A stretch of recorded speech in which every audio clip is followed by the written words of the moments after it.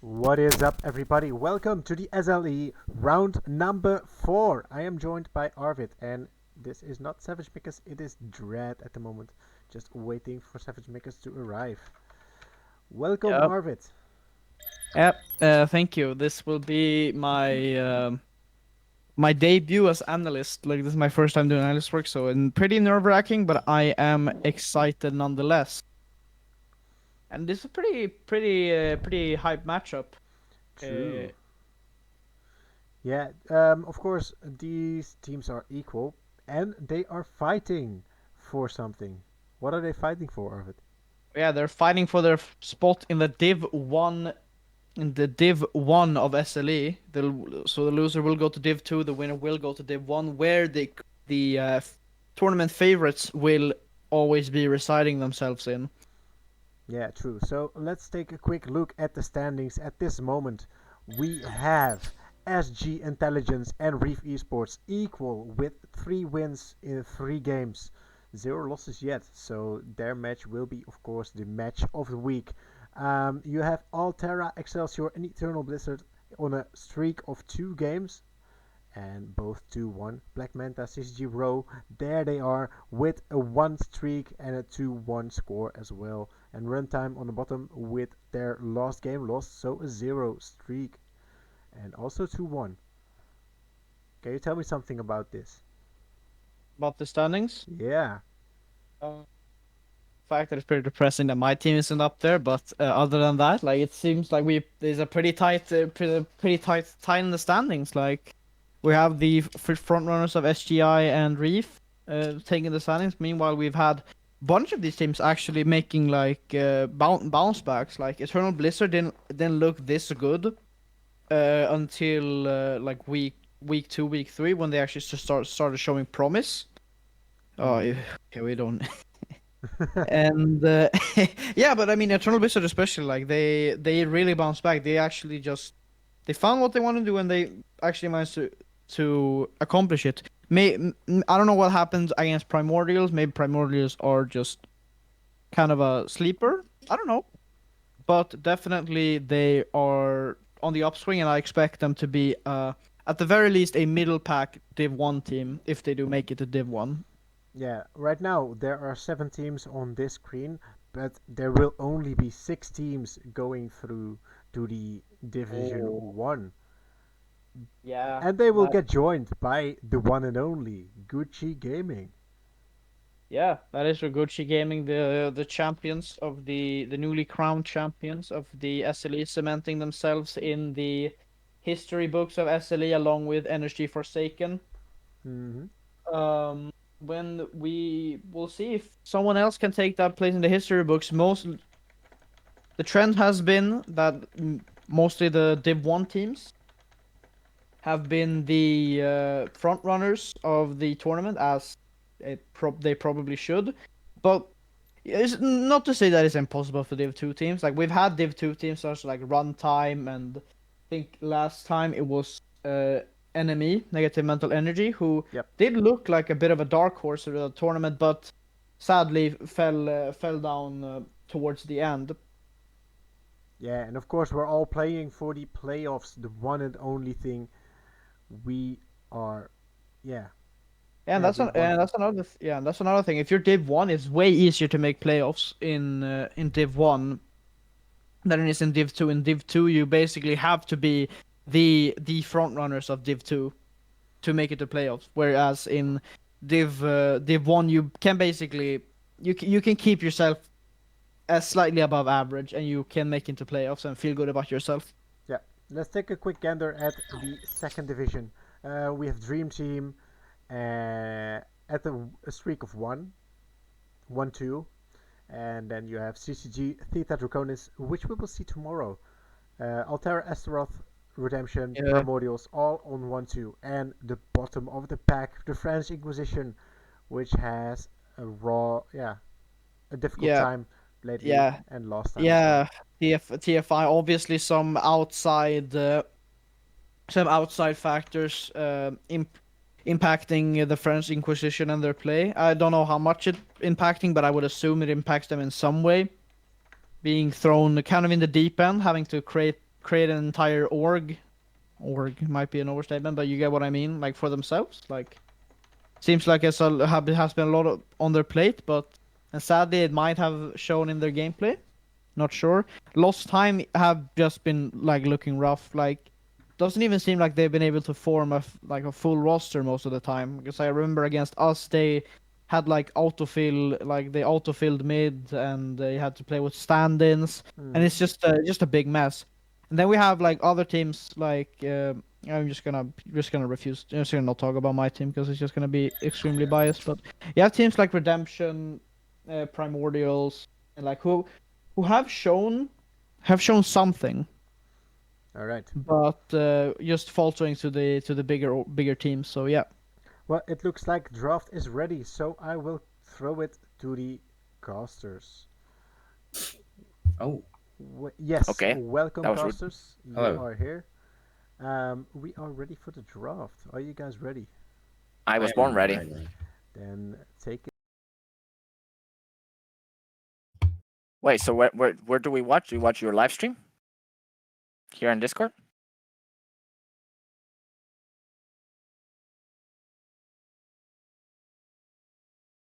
Okay, so we're gonna watch the league client, not with the layouts.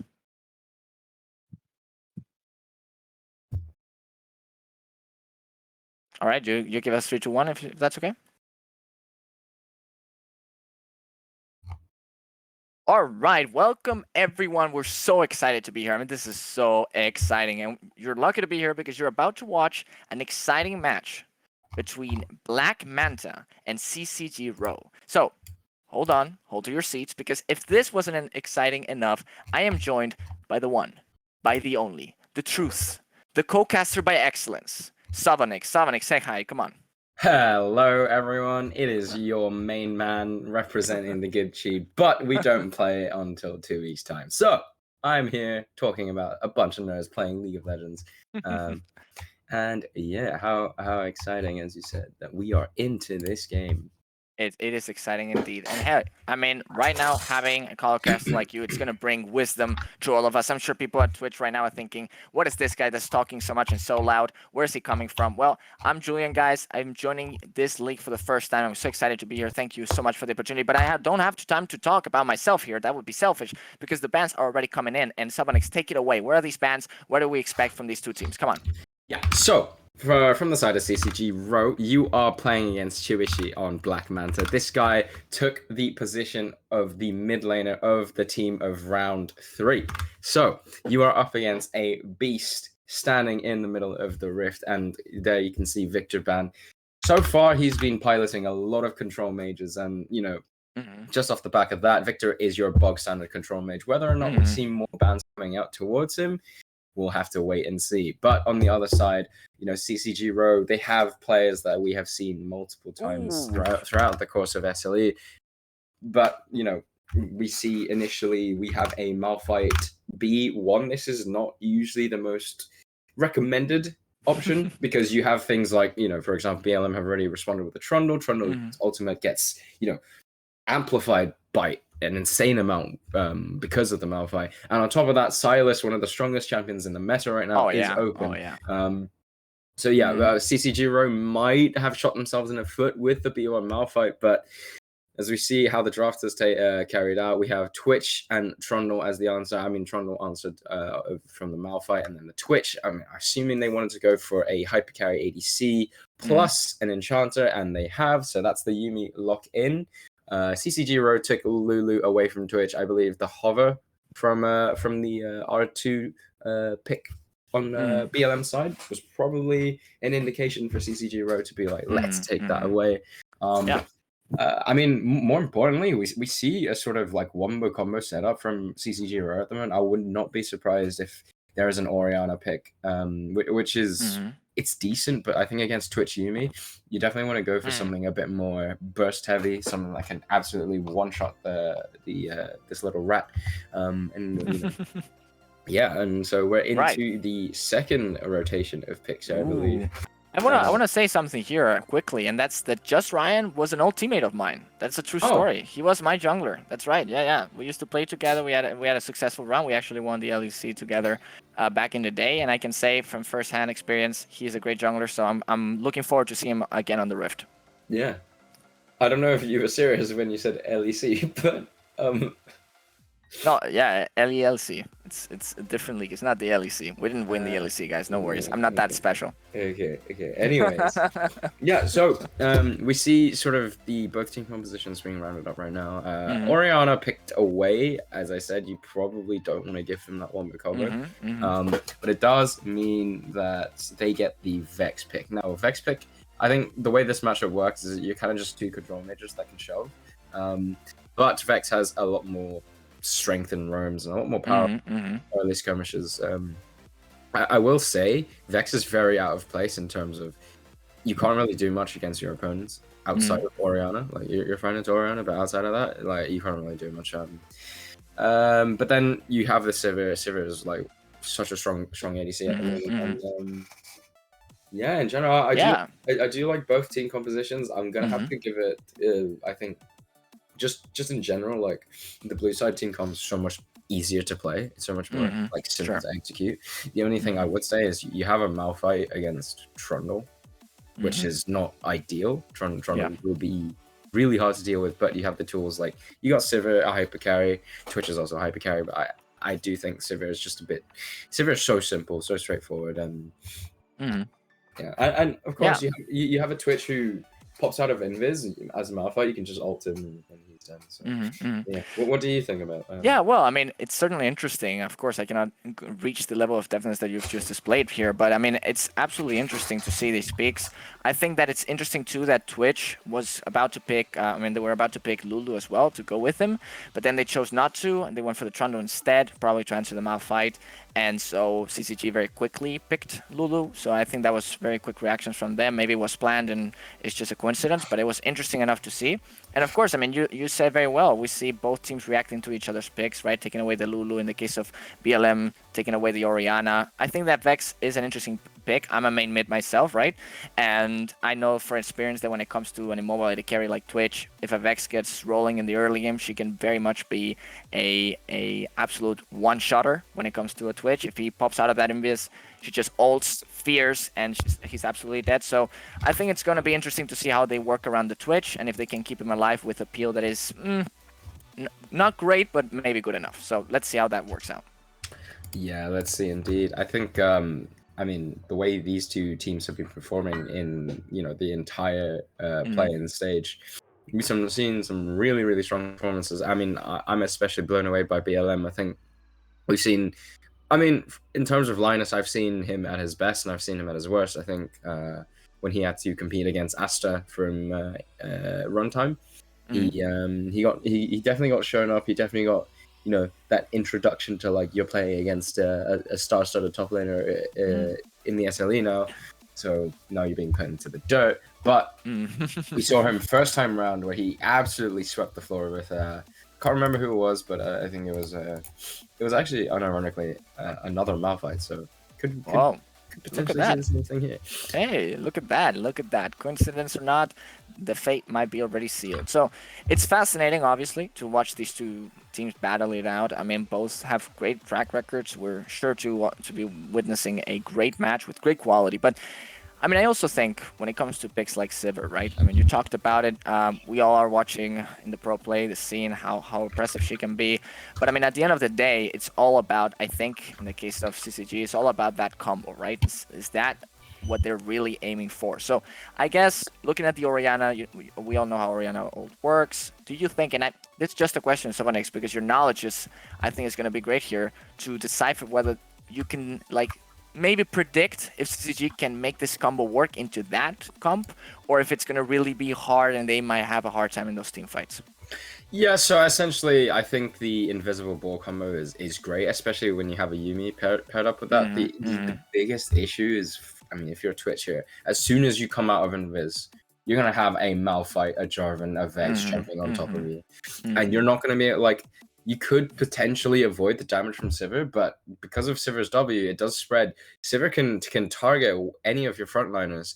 and it's going to hit you as a Twitch. Mhm. Regardless of if you attack from a flank angle or if you attack from a bit of a front to back situation, Sivir will always be able to get onto you. I think if you are playing the Twitch here, you're gonna have to almost like stay out of the fight, stay out of vision up until the point where nothing is gonna blow you up, and when you know your safety. Your safety is high, then you can open up, then you can take out some of these key targets. But it is going to be tough. I think I appreciate the skin from Chiwishi. That's a very nice skin, Orbiana. But I mean, yeah. Regardless, this is a tough ask for Ripper here to pull off a your classic Twitch UV maneuvers, but. I do think BLM have shown fantastic performances, and if there's one set of bot laners that could pull this off, I believe that the BLM bot lane is one of them. So absolutely, and well, we'll have to wait and see. And now both teams already in the Rift. As you guys know, you have the prediction vote as well here on Twitch, so you can make your votes and predict who's going to take this win. And I know that it's not okay for us to predict, but I mean, we have to also give all information we've got here. So I mean, can us help us a bit understand maybe what exactly the both teams are going to look for here in this early game? I mean, we look at two teams probably both interested in scaling, but maybe one more than the other. What do you think we're going to see now in this early stages of the game? Well, I think, like I said, you have two hyper carriers on both sides. In regards to the bot lane, there's probably not going to be much action. I think both bot laners will look to scale up potentially, fight one or two skirmishes. I think a lot of action will be on the top side. We see Linus here. He's opted for Ignite. With that, your goal is to kill your opponent. Simple as that. You're not playing for the lane. Sorry, you are playing for lane, but you're not playing for wave states. You're not playing for TP setups. You're not playing for objectives. You're playing to kill your opponent. And essentially, if you fail to pick up at least 2 or 3 kills, taking the Ignite over TP is a very, very low value. So I can imagine there's going to be a lot of focus towards the top side of CCG row. And if you're a Google me here, I've seen him pull out a fucking excuse my French. I've seen this Jarvan player pull out absolutely incredible performances. He's I remember against I think it was Runtime where he was up against Vion. I could be wrong, but yeah. And those two junglers were going hard at each other. They were pulling out some good performances. I mean, you can already see at the start of this top lane phase, Linus is going to be as aggressive as possible. But yeah, I think this is definitely a top-heavy game, especially if you are both teams. You're going to be looking, hey, Garen has no TP. He dies once in lane. The lane is over for him, and our Malphite can kind of scale up and get tanky, get beefy for those late game team fights. And then if you are BLM, you're saying it's a Malphite. He does absolutely nothing in the early game. Until level 6, he's not really a champion, and you have a Garen with Ignite. So those are your focuses. Well, that's fascinating, and of course, it's all also down to execution, right? Because you plan a lot. I mean, listen, I've had my personal struggles in life. It's all about planning. It's all about planning until it comes down to doing, right? And then it's the real struggle begins. Yes, Mom, I will eventually get my law degree, okay? I promise you. But anyways, I mean, it's all about putting it down to the money. And I think it's absolutely beautiful the way that these two teams are going to have to play this down. It is great to see both teams balancing it out, but I mean, look at this situation right here. There's Google Me. You just told me about his performance, and he finds himself getting invaded by Linus here with that very beautiful word going into him, and even actually pursuing a bit, zoning him out. And now the first gank of the game is about to happen. Maybe he's trying to get Shamusi. Sorry if I struggled that, and he's gonna have to flash away with that pillar to avoid any complications. And first summoner, first gank. I mean, I don't know, but maybe this Trundle might become a bit of a problem for the unmobile Vex now that she has no flash. Yeah, no flash on Vex, and level 6 approaching soon. They're halfway there, both the solo laners, so very, very vulnerable target there in the mid lane. I think Google Me getting caught out by Linus. There's actually a gank in the top lane. Well, there is a gank indeed, and now let's see if Just Ryan is going to opt to flash as well, or he's going to just try to escape. No, he flashes, but it's too late, because maybe flashes too, and the Trundle with his Ice Pillar is going to slam you against the wall, eventually dying bite by bite, and he goes to base without backing. Yeah, this is absolute disaster for this Malphite here. You should have known that the Trundle was in the topside river there, ganked the Vex, and exited towards the top side. Actually, even going back to the mid lane here, I don't think anything Oh will yeah, happen. well, the Trundle smells blood, and now no flash, so maybe even gets her, but no, it's just gonna go for the pillar, cancel the back. But I mean, maybe has to relax. How aggressive this Trundle has been in these early minutes of the game. Incredible already with 3 ganks down his belt. So I don't know about that chill early game that we were talking about, because I think maybe he has a complete different idea. Yeah, well, I mean, no chill for this Trundle with a big club in his hand. But yeah, no, he really is putting the pressure on the top side here. And I think, Google me, I'm surprised he didn't read that this Trundle was forcing things on the top side and tried to, you know, sort of give some support to his laners. You know, his Malphite died. I think the wave state was in a really bad position for him. Wait, the Jarvan? Oh. Well, that was close to be a bit much, but thankfully the Invis from Ripper here is going to keep him safe. But this is looking like an aggressive play by both junglers here right now. Yeah, slight impatience there, but yeah, nonetheless, I think both junglers are definitely trying to force things in the early game. Yeah, I think that gank on the top side, the wave was very, very clear that there was a gank coming in onto Just Ryan. He greeted a little bit to walk up to the wave. I think in that case, it's always better to wait for the wave to be pushed in, as maybe is looking for more things.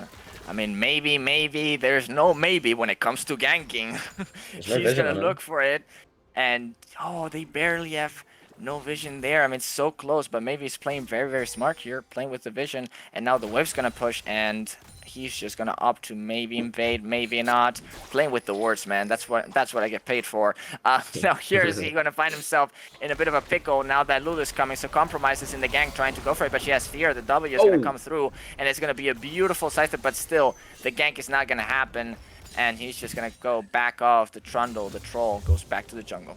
Yeah, I think that was a little bit of miscommunication as Chuishi blows the shockwave. The shockwave range is a bit shorter than what I guess what they expected, and you know it didn't quite catch on to the Vex there. So Jean Moussi is, you know, he lives to fight another day, but you can see that, you know, up until that flashes back up for him, he's gonna have to absorb a lot of pressure as PLM focus on the dragon here. Well. I mean, yeah, taking the Drake is going to be a big thing now. That is the first one. It's going to be an Ocean Drake for the side of BLM. And I mean, lanes, when it comes to mid, when it comes to top, clearly on BLM side. We don't get to see the score as it is right now when it comes to kills. But I mean, we can obviously see from the tab that it is a 1-0. There you go. Thank you very much, production. Production, amazing display. I mean, wow. And there we go, perfectly now with the goal difference as well. I mean, this is how you do it. Right now we have almost 600, no, 700, but, you know, I do study law, not math, so don't judge me, of goal difference here. And, I mean, 1 kill, already 800 goal difference. So, I don't know exactly how this is going to evolve, but, I mean, my man, the one, the only, you are the wise man here, so if someone tell us. Does this really spell out doom for the side of CCG, or are they really just still slowing it down to try and get to that point where they feel comfortable? So when it comes to gold leads, it can always be a bit skewed. I think you do definitely have to look at who the gold leads are on. I think in some sense, you're looking at this top lane lead and you're thinking, what a disaster. But in actual fact, the only purpose of this Malphite is to press R in the team fight. You know, whatever else he does doesn't really matter. If he has a 10 CS deficit versus a 15 or 20, doesn't matter what Malphite does in this team comp, stays the same. Whether or not he has an extra half an item, doesn't matter. There's actually some death push happening here, but no, nothing happens as they pick up the wave.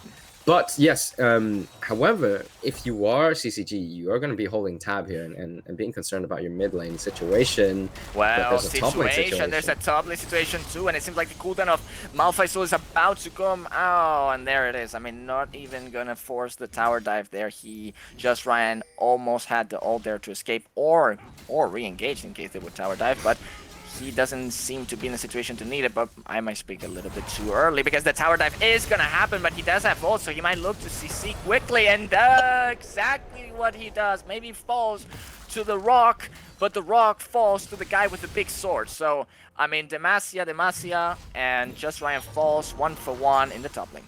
Yeah, so I think, well, like, props to Just Ryan for trading 1-for-1 there, but unfortunately, because of the wave state, it is unfavorable for him. He loses out on about 3-4 waves here. The deficit is pretty massive. It's 30 CS at this point. As I said, if you're a BLM here, you focus more than 1k. Oh. Yeah, exactly. Yeah, but as I was saying, if you're BLM, you focus this top side hard. You have a Garen with Ignite, and it's a Malphite. It's an easy target. You stack waves, you tower dive repeatedly. I think Josh Ryan did play that, pretty decently. He definitely could have played it better, but nonetheless, trading 1-for-1 here was not bad. But due to the wave state, it does mean he loses out unfavorably on that one. But, yeah, no, I was touching on the mid lane situation here. Your Orianna is more than 10 CS ahead here, which is fantastic considering the fact that not only are you more valuable in a team fight, on top of that more valuable in this team composition, you also have that Shockwave. Like Orianna Shockwave is one of the most lethal team fighting components. Wait, we have an encounter hold here. on, because it seems like Google Me has to flash away, getting trapped here, but he's a bit trapped either way. The plan there, the explosive plan, who's just gonna take a bit of time to, oh my god, he's trying to escape, but now it is Linux, who's the one gonna hide down, get him ass. Oh, he doesn't succeed, and it's Google Me gonna fall down to the caddy. So, I mean, pretty insane stuff here that we're just witnessing. It's pretty crazy how he tried to get that Herald right, but it is not gonna turn out so well. Sacrificing himself, yes, the kill goes to Yuumi, but the Herald goes to BLM once again. So, I mean, I don't know, Summonix, it's not looking great. Yeah, I think that was a bit of a desperation play. No dragon up. Dragon's in like a minute. You don't really have anything to do. You can't gank top lane because your Malphite's level 6 to a level 8 Garen. You can't gank mid because your Vex is not strong enough. Went for Lost Chapter and Sorcerer Shoes. No utility. That is usually sort of mana regen and AP. That's about it. So you kind of make this play where like I guess Herald's the only option here, but you have two losing solo lanes. Your top side is not doing well. The only part. Hold up. Just Ryan is in danger again. Just Ryan has ult though and flash. So, I mean, if he dies here, it's only because he wants to, and there he goes. The rock slams into the floor and goes back to safety under his tower. Yeah, having to use the ult here, it's not good for Malphite, and he could be dove again. Oh, well, it seems like he would rather sacrifice his turret, and indeed it is first blood turret that goes to the side. But this is about to happen here in the bottom. Meanwhile, the ghost here from Ripper, but the ult is going to fall down the Cataclysm, trapping him under the turret. Google Me is going to take a lot of damage, but it seems like Ripper is going to fall to the Q. Oh, from Shipex, and the kill is going to go for the enemy AD carry, but Google Me sacrifices his life for it, and it ends up being a 1-for-1. And the TP coming through from Chiwishi or whatever that is, probably. So, yeah, I mean, 1-for-1, but then again, aggressive play from both sides. Well, hold on, because here the force is Shipex splashing, trying to avoid the shockwave, but the flash from Chiwish doesn't do much and gets killed either way. What is going on? The flash is both. But one ends up alive, the other one ends up dead, and it's Shipex who leaves this fight with 2 extra kills. But meanwhile, in the jungle here, the ult coming from Maminshu trying to get the kill, but there's going to be the flag from Google Me that ends up last hitting that Trundle, and it looks like this is absolute pure madness while Linus finds himself in the mid lane now instead of top lane, trying to roam and help. 4-4 on the scoreboard, and the goal difference does reduce a bit. So, I don't know, Sonics, what is happening? So, you asked the question, is this doomed for CCG, Ro? Well, the thing is if BLM, sort of overextend and push their load a bit too much, then it isn't so doomed for CCG, Ro, as they sort of see a sliver of hope, a window back into this game. I think, in general, the 1-for-1 trade on that bot lane play where the Jarvan fell, that was kind of worth it for BLM because Ripper survived for so long on like 1 HP. Actually, Ghost popped by Shipex. Yeah, Ripper's in danger again.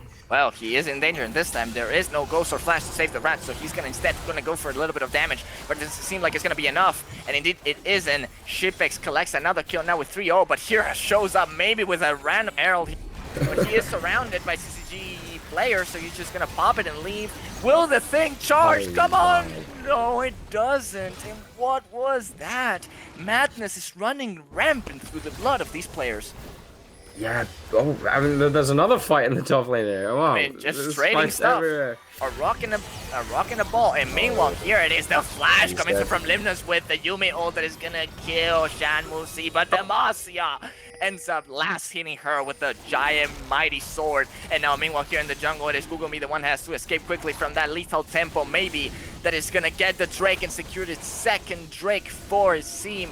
And it is just madness after madness. I don't take a breath. Sovonix, please help us understand what is going on. All right, buddy, you're gonna need to take a seat, drink some water. That was All right, yeah. absolutely crazy. Right, so many things happened there. Yeah, as I was kind of touching on that bot lane play, Ripper survived for so long, but then Chiwishi in the teleport onto the turret kind of overextended. There was no reason for him to try and trade against a Sivir Lulu. You're an Orianna, you're a team fighting champion, you're not a duelist. And attempting to take the 2v2, potentially a bad idea, and it didn't work out in her favor, and she ended up falling down. So kill onto Sivir, and then back in the mid lane, we had maybe trying to pick up a kill onto Zhang Muxi. Didn't work out again. Another overextension. Underestimated the value of the Vex Sphere. You know, Vex's passive is one of the most lethal tools in terms of kiting. In terms of getting someone off of your face, this is one of the best champions to do so. And maybe did not realize that and overextended. Fell down. I think it was the flag of Jarvan that ended up kicking him out. Swag flag in the face, and Swag flag indeed. yeah, maybe fell down too, but that wasn't the end of that, as Ripper kind of overextended on the bot turret, and then Google Me was just right there, back again to take him out twice in a row. So concurrent deaths for this Twitch, not ideal. They're not exactly out of the game. They still have a gold lead, but nonetheless, this is CCG's row window back into the game. They are no longer at a crazy big deficit. Gold lead is around 3k, 3-ish, like a little slightly over 3k. And I mean, if you're CCG row, this is kind of good for you. You're going to be holding tab here if you're one of the players and saying, look, Vex, yes, behind, but her role in our team isn't to carry. It's to provide some utility, to provide some support for our Sivir. Now, with that implication, you can say, right, so Sivir is the carrier of this team. Now let's check on Sivir. 3-0, 20 CS ahead. Yeah. You know, your Sivir is the golden boy of your roster right now. And, you know, looking at how she's doing, this is an ideal situation.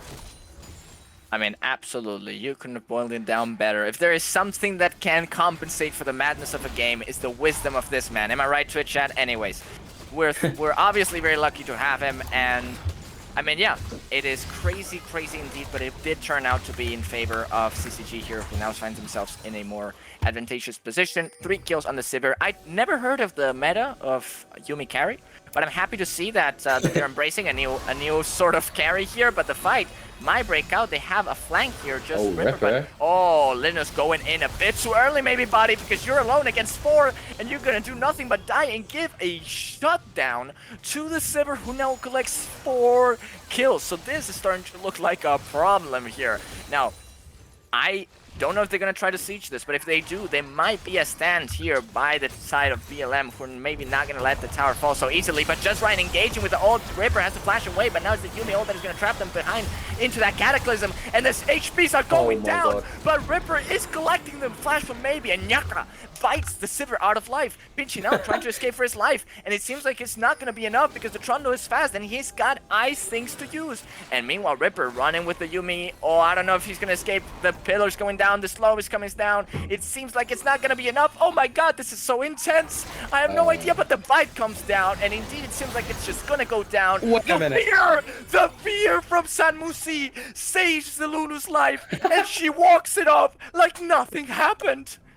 Yeah, Jean Muxi saying, you're the e-girl champion, not today, it is me, I will protect you, little one. Exactly. But yeah, no, again, crazy stuff. So initially, BLM, they tried to force a fight, but as I said, Ripper, if you're playing this Twitch, as soon as you are spotted, this Malphite will charge at you. As I said, Malphite is so far behind. He doesn't give a shit. Oh, excuse my French once again. But he does not care Very at explicit. all. We like it. We like Very it. descriptive. Yeah. Tell your kids do not tune into this one. Right. Not Yeah. kid friendly. This Malphite does not care about that lane phase. He does not care that he's 40 CS down. His goal is to press that R button on this green little rat over here. Zamushi, Zamushi. I think he's dead. But You may think, but we will have to see. Damage coming through, the fear's about to go up. He flashes away, Shamusi with the fear. Wow. It might be enough, but the flash coming from Linus, he wants that kill, but might not get it. Now it's close. But the Demacia falls from the skies and heavens and ends up sending this little Yordo back to base. unfortunately for Zamushi, the enemy champions, Blue Essence cost us 450. Therefore, his mechanics are very, very simple. Oh, well, talking about simple mechanics, there goes the Cataclysm, but the Shockwave's gonna come through now. The flash from Google Meat trying to spy, but the Ripper with the damage is just gonna kill him. But now it's Giant who lands a 4-man ult that turns 6 around. Sivir's going sa with the disco. It looks like disco for me, getting the kill on Ripper with that beautiful Q. And it seems like things are gonna turn around for the favor of CCG on the last fight. And meanwhile, the Herald being popped in the top lane from PLM. I mean, what is going on? This is pure madness. This is madness. Just Ryan, as I said, this guy's role is to press that R button, smash that R button. And he's even channeling a TP onto this Orianna. Secure trade, yeah. You know, just Ryan, calm down. Your job is to smash the R button. Teleports in, has nothing to use. But nonetheless, yeah, what an ultimate. Turns the fight completely around. Initially, Google Me jumped in with the flag and drag, kind of overextends, and Ripper just opens up, shredding through the targets of CCG Rogue. But then just Ryan said, I am going to rock it, and hits. I am going. Yeah, I am the Rock.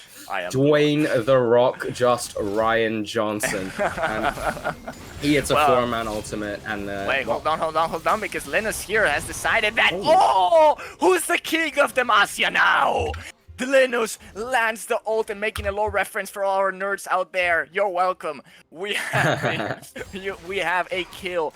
Garen betraying his nation and killing Jarvan like Cyan did. I mean, I'm just pulling stuff here back and forth. You see this? And getting that kill, landing now 5 deaths on Google Me, who's a bit behind compared to the rest of his team. Yeah, well done, Julian, showing your true gamer nerd side.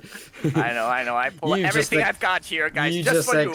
You just exposed the fact that you sat at your PC and read all the lore. Don't do that kidding. to me, please. I have a social life to maintain, okay? Please, guys, at home, I swear to God, I don't do this all day. Yeah. Anyway, I was just kidding. Yeah, a lot of chaos is happening. I think both teams are definitely getting excited, but I think Ripper. Oh, but the vision, beautiful Q. Yeah, amazing. I do think Ripper is really performing well here. He is the star of the show in this game. But on the other side, Linus, he's sitting 4-1. He is not, he's no laughing matter right now. I think the biggest thing here, right, is we've seen the Yuumi sit on the Twitch, right? But I think if you're Linus here, you call that Yuumi. Sit on me. I am the 4-1 Garen here. I think I can take it. Like, Garen lands a Q, Ignite, E, plus the Yuumi damage, pop an ult. I do think ShipX actually does go down. I think that is the one-shot angle. I think if you are BLM, you're going to look to your man on the top lane here. Takes the Ignite, proving to be high value for him. And you're going to want to, translate that into some form of effective outcome for these fights. And that, essentially is to kill ShipX. But, yep, CCG barreling down this mid lane. Well, and the ult coming here from Maybe trying to going directly for that Malphite armor, so juicy, but Linus just gonna run through the team, but not hit anyone, and now it's Maybe who finds himself alone. The Cataclysm gonna fall, but the ult here from just Ryan, and the reset from our friend here, it's just gonna be a lot of damage, but not enough to find any more kills. And the shockwave coming through from the flank, and now it's that impronounceable name, the one who's gonna almost kill Shansui, but it's not gonna succeed, but it's gonna do so at the end. Linus turning around, going for that E. It's gonna deal a lot of damage, and it's gonna be enough. Now it is Rip, the one who's right-clicking to victory, which is what you're supposed to do in this game. Mechanics are overrated, and it's gonna get the kill. It's incredible. It's almost an ace, and only Google Me, very low HP, survives, escapes with his life, but it was an absolute roller coaster of a fight. I apologize to CCG. I feel like someone on BLM's listening to the cast, because as I said, this Yumi used to sit on the Garen. What did the Yumi do this fight? He sat on the Garen, and CCG completely wiped. This Garen was unkillable. You could not deal with the speed, the damage, the burst of this Garen. You know, he's literally the strongest and tankiest member of the BLM squad, but we cannot look past the fact of that shockwave coming in from the flank. I initially was going to point out Hiroshi was late, he had the teleport up, didn't, you know, utilize it for the fight, but you could see getting the flank position, getting that 2-man shockwave to reinitiate the fight after CCG Rose said, all right, we got our target, the fight is over, let's head to an objective. No, Hiroshi blocked off that option, got a 2-man shockwave, restarted the fight, and Linus on top of that L-Rat on the Yumi was an unstoppable force in that team fight. And ShipX, you're gonna need to, you know, double down on that positioning, because this Garen is your biggest threat right now.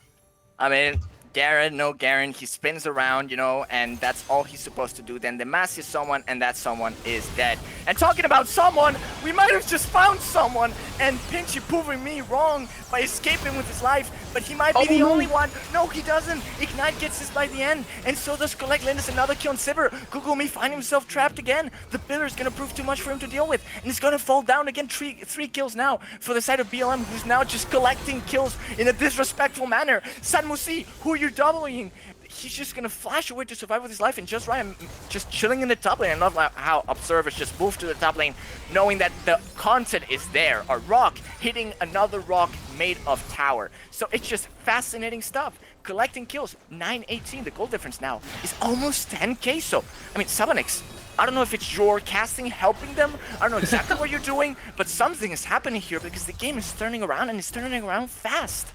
Yeah, I think BLM just figured out. They checked the scoreboard. They listened to their man Linus and was just like, wait a minute, guys. Our Garen's massive. Our Garen's sword is growing. It's getting larger. And my sword is getting larger watching this man play, because he is an absolute menace. I like that reference. And by the way, guys, that's a reference to the sword he owns. He has Katana at home. Anyways, and it seems like just Ryan is going to try and collect the kill, but I mean, that is a Trundle, my man, and he's going to run away. But the Cataclysm is not going to allow him to do that, and now he's trapped, ulting just Ryan, getting that armor that is going to allow him to tank a little bit, but it's not going to be enough. He flashes his way, the Shockwave coming in, melting that front line that's going to die very quickly. The ult coming from Shanmusi trying to disturb the backline of the team, but it's not going to be enough. Now it's Penshi, the one that is finding him alone in the 1v1. See, from the Sivir, that is going to be enough now to survive and kill, maybe in the process. Now the Frank here from Sivir might be enough, improve enough to the damage, but it's she alone against 3, and it's not going to be enough. The ult from Ripper and his Q is going to probably find his way to the Sivir, who's just now collecting CS before an inevitable death, and indeed, she's going to fall victim, and now 4 kills for 1. The stomping from BLM is now clear. I mean, what can we expect as a turnaround? Is that possible, or is this a sealed deal? Linus wasn't even in that fight. He wasn't even in that fight, and BLM take it cleanly. Chibishi, I need to say this man is so patient with the shockwaves. Okay, well, you know who is not patient? Demacia is not patient. Demacia finds justice wherever it is, and I mean, another kill, my man. Sabanix, you were saying, go on.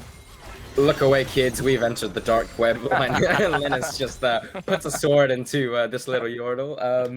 Okay, man. So many references that are family friendly here, guys. Yeah, well, yeah. As I said, Shibushi, so much patience on that shockwave. That, you know, this is one of the most underrated things for Oriental players. You know, a lot of people they see a bunch of grouped up people that they're like, you know, now I blow it. But Shibushi waited for such a great moment to split the team fight. He altered 2 CCG frontliners, which gave access for Ripper into the enemy backline. I think this is one of the most underrated Orianna like sort of things, like being patient, waiting for the exact perfect moment to use the shockwave. So yeah, props to him. Sort of hung around the shadows of that team fight, played around fog, and used the ball amazingly. And one thing I want to point out is maybe Kana got caught. Oh wait, Ripper's actually... well, I mean, talking about getting caught, Ripper just melting down in the camera, moving to our friend Trundle here, moving along. I mean, just amazing, just I mean- pure assassination, really, if you will. And now, seeing that the end is near, San Musin just engages and that's right. compromises in a hard engage, but just Ryan jumping in, trying to make as much as Shipex. possible. And it is now all on Shipex, and he knows it, flashing in very aggressively, trying to melt down. the Yumi's not on gonna Garen. fall down, and oh my god, the he Yumi's on Garen. survives! They are He listening. survives! But now it's all about that wave, and it doesn't seem to be enough unless Shipex can get 3 lives like a goddamn can. He's gonna fall victim too, and these are gonna be the Nexus towers that are gonna fall. And I mean, Jesus Christ, better hop now on the Rift, because otherwise this first game is going solidly for BLM. I agree, Mr. Cameraman. Look away. That was too violent for TV. But yeah, wow. You know, I mean, what craziness. I think that there you saw, like, it was looking so good for BLM. Shipex was shredding through some of these frontliners, and then the Yumi was like, wait, what the hell am I doing on this useless, I'm not kidding, he's not, what the hell am I doing on the Twitch? Gets on the Garen, and Linus just walks out as if nothing happened, healed straight back to full HP, and yeah, big win for BLM. Fantastic performance from them. I think every single person on this team should be proud of their performance. There wasn't a single player on the BLM side that like didn't contribute a massive amount to the team. Of course, you know, the jungler for BLM here, 267, not the prettiest KDA, but was the main reason why BLM had such a good early game, and that be overlooked. Well, it's been a pleasure. Amazing game 1. We'll hop on. No worries, nowhere to go. But now we're going to give it up to our analyst desk. And I mean, it's going to be absolutely amazing to hear what they have to say. Of course, this is a packed game, so I'm sure they have a lot to think about and to say. So, guys, don't go anywhere. This is going to be so much more entertaining, and see what CCG can do to bounce back from this and achieve just far more content for us here at home. Hello. Hello. That was a hell of a game, as we predicted and expected. Black Manta qualifying for Division 1 with this victory over CCG Row. I'm joined by Arvid. Arvid, first thoughts, hot takes about this game. Hot takes. CCG could have definitely won that game. If they, when they get that pick on Maybai in mid lane, they should just look to Baron. I don't know what they were trying to do when dancing around mid lane, not even trying to deal with the flanking Orianna. Yeah. I feel like that could be a situation where you just either just get topside control around Baron, or you just start Baron and try to turn after that. Because still trying to do this mid lane dance is really just like not good. And also, yeah, I mean, Shipex tried his best because he just got so many resources and he playing Sivert. You can definitely carry the game. We definitely saw him step up, but sadly just wasn't enough. Linus was also just a bit of a raid boss. Absolutely was, especially with that Yumi on his head. But talking about that critical team fight in mid lane, yes, I would agree. Maybe a little bit indecisive by CCG Row, but I want to put all of your attention on this Orianna, as we see CCG here being 5 members strong, but this Orianna absolutely splits up the team fight, playing the team fight very intelligently and kind of not how usually control mages play it, but drawing so much attention, dealing so much damage from the side, and I would say carrying this team fight. Yeah, I mean, yeah, definitely. Like, you just don't expect an Orianna to come that from behind. But once you actually see, like, if you just rewind that clip to the start of the fight, like, okay, so you get a pick here, and you go in. Okay, this engage. Okay, just keep going. So, okay, so this engage doesn't work out. You don't really get the fear of that. R was a bit of an in, but okay, this is all fine. And here comes Orianna. Orianna is here, has the ultimate up. He uses it only, believe, was it? Yeah, okay, no, the Jarvan also got hit. So yeah, both of them gets hit. Okay, just keep rolling. Okay, so Shan, still alive. Google Me is still alive. Shan gets out with his life. Now they're still trying to turn it. Like, immediately when you say, okay, our mid laner's alive, our jungler is still alive, we can still run out. We can still run out of here. But I don't know, it just was very indecisive. And yes, while I agree it was a good play by the BLM mid laner, I do also think indecisiveness and overall just flusteredness, I presume, got the better of CCG today. But is it guaranteed that they will be in Div 2? CCG is 2-2, ends the first guaranteed rounds with 2 victories and 2 defeats. That means they are qualified for tiebreakers. So they will have to play tiebreaker for their slot in Division 1. Yeah. Meanwhile, and the Black Manta advances to Division 1 already. And we have some people in the waiting room. Yeah, and before we move on to Luis and Linus from Black Manta, I also just want to say about just to say, yeah, I think CCG can definitely make tier 1. I don't think they're a necessarily terrible team. If they get a good opponent for the tiebreaker, I think they can just sneak a victory and just be in Div 1 and have a pretty easy life getting into playoffs. But also respect for Black Manta.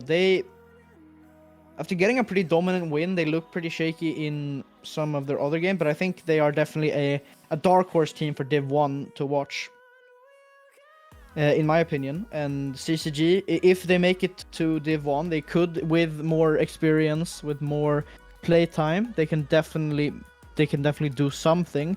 But I think it all depends on what their tiebreaker opponent will be. But yeah, we'll see. Absolutely agree with you.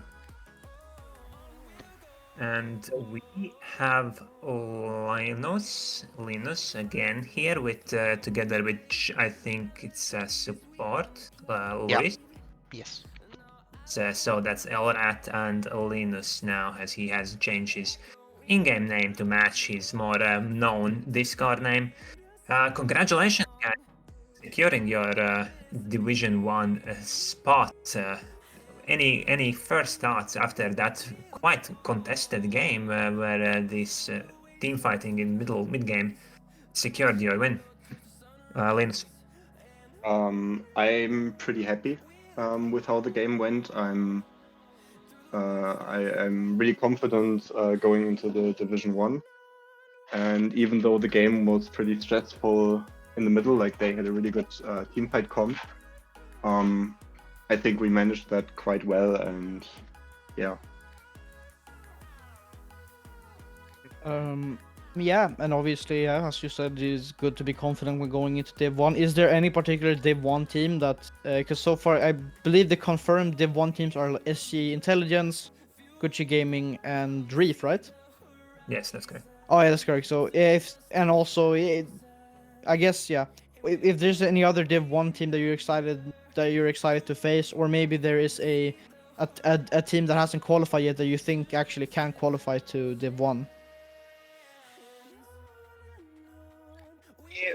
I think Reef and mainly Reef is the team I'm the most excited to play against. I think they are really good. I would be too. And also Gucci Gaming, the reigning champions. Yeah. Is there any team that hasn't qualified yet for Div 2 that you are expecting to make Div 1?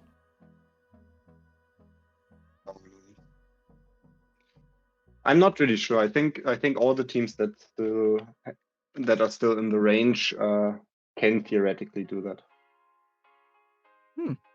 Interesting. And so far there are only 2 teams that have been guaranteed for Div 2, right? It is Lost Time and the French Inquisition, right? Yeah, that's correct. Last Time and French Inquisition are guaranteed to play in Division 2. But Linus, before asking questions to Luis, I wanted to acknowledge one thing with you. Talk to me about this Garen pick. What was the logic behind it? That's definitely an unorthodox pick that we don't see that often. Was that a known counter pick that you prepared, or was that something you thought about when you saw the small fight?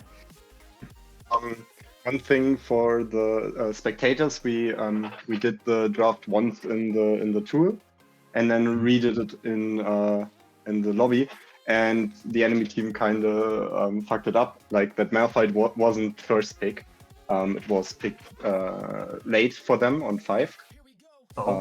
So it wasn't a Malphite blind pick.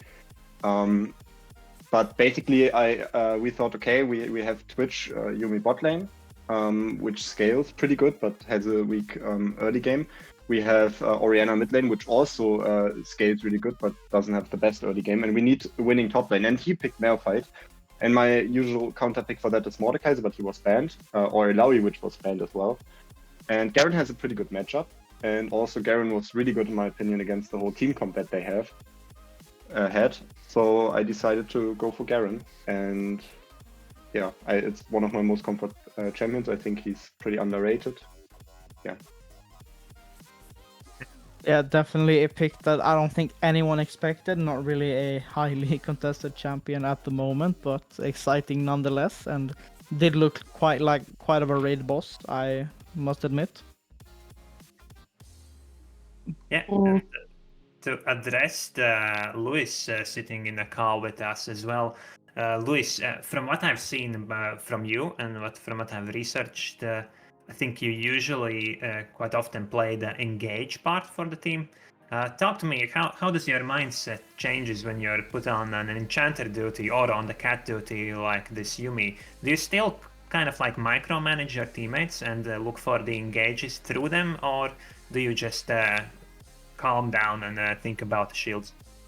I think I call, but not as much if I play engage supports, because it's for me it's pretty hard to coordinate playing Yumi and engaging for my team. So I try to direct them and how we should play it, but it's pretty hard.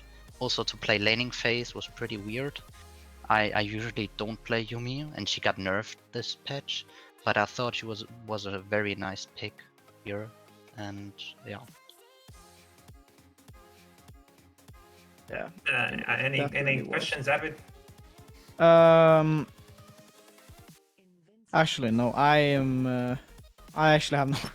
I'm sorry. I'm not really the one who's good with coming up questions. That is all right. You are usually the caster. I'm usually asked the questions in my articles or to random people messaging them in Discord, as they might have noticed. But with that, I congratulate you, Linus and Luis, the double L, joining us for another interview. And see you in Division 1. I'm very excited to play against you guys. I think so is Savonix and some of the other teams already qualified there. So yeah, let's see who is gonna join us, rounding up the Division 1. Maybe it will be Arvid, maybe it will be some other SLE known names, champions and legends. Yeah, and with that, if there is no more things, actually there is another thing to talk about. Tomorrow, I think it is tomorrow, we have another matchup, another well-contested game. I think we can slide to the next. Yeah, we have CCG playing again, but with a different team. The Theta Draconis is gonna face Altera Excelsior. Extremely important game for both of these sides. Different things on the table for both of them. Altera Excelsior having 2 wins currently, and if they win this matchup, they secure their Division 1 spot as well, just like Black Manta did today. Meanwhile, on Theta Draconis side, they have had quite a difficult run so far, as the RNG in the group, the matchup draws has not been nice to them. And so yeah, if they lose this matchup, they are guaranteed Division 2, so they will be looking to win and give both teams a way to tiebreakers. Yeah, and it's honestly for me a matchup that can go either way, depending on what I think the matchup depends like really on what players Excelsior decides to field for that day. Because I feel like the players on their team, that depending on which ones they have, really affect how their performance will be. So that for me is pretty exciting, just to see what roster they will cook up. Oh, absolutely, yeah. They have had some of they have SLE champions from Split. Yeah, One they have and they have Lou not playing his championship role, and I believe they have Loriso as well. My old teammate, my old Swedish homie. And they've also played with a guy called Dungmaster Wolf, right? Yeah. Yeah, I that think guy I is do. that guy is very good. He plays on Altera's Diamond Plus team, but he's only Diamond 4, so So he qualifies for SLE he as well. qualifies for SLE. But that is goodbye from me. I'll say goodbye from our casters Julian and Savonix as well, as they brought us an amazing stream in for this extremely exciting game. And Arvid, any words? No. Nope. With that, we can close Not out really. today's stream. Thank you for joining all, and let's go SLE.